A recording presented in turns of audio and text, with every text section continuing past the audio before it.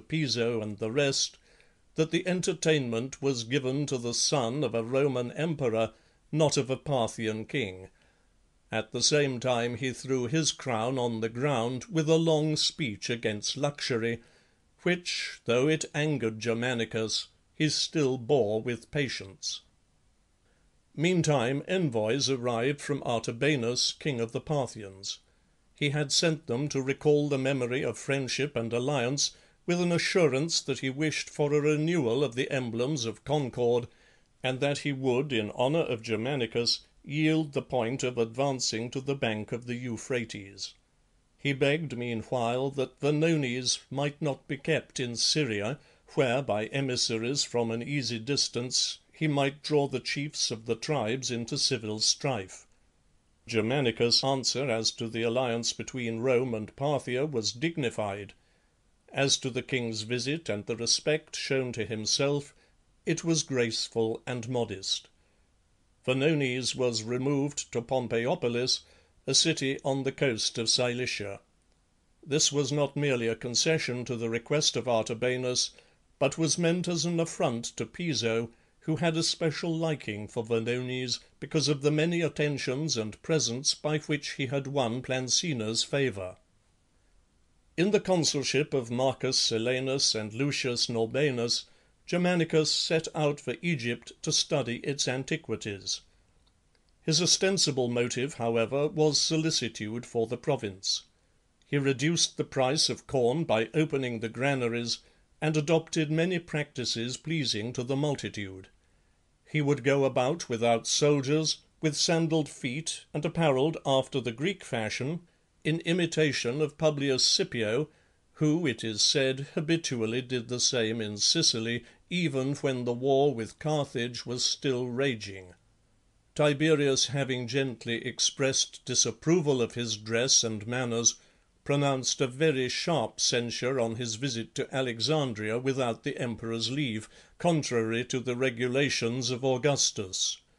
That prince, among other secrets of imperial policy, had forbidden senators and Roman knights of the higher rank to enter Egypt except by permission, and he had specially reserved the country from a fear that any one who held a province containing the key of the land and of the sea, with ever so small a force, against the mightiest army, might distress Italy by famine.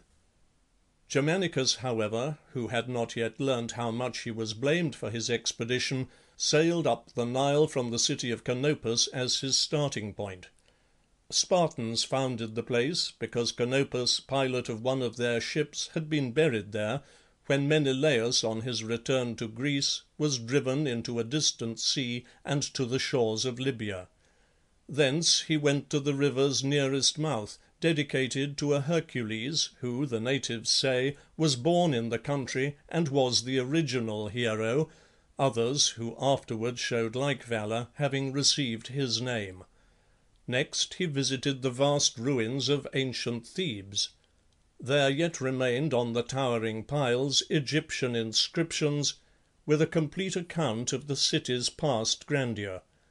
One of the aged priests, who was desired to interpret the language of his country, related how once there had dwelt in Thebes 700,000 men of military age, and how, with such an army, King Ramses conquered Libya, Ethiopia, Media, Persia, Bactria, and Scythia, and held under his sway the countries inhabited by the Syrians, Armenians, and their neighbours the Cappadocians, from the Bithynian to the Lycian Sea.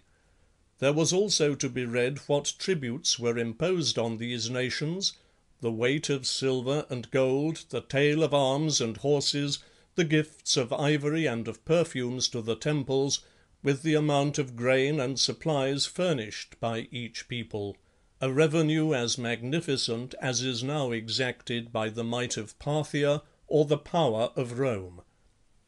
But Germanicus also bestowed attention on other wonders.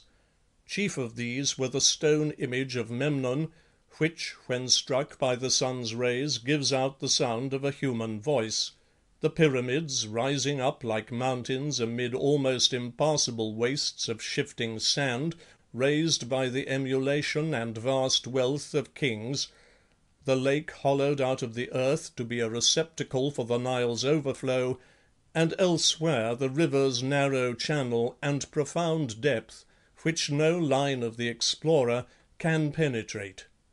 He then came to Elephantine and Syene, formerly the limits of the Roman Empire, which now extends to the Red Sea.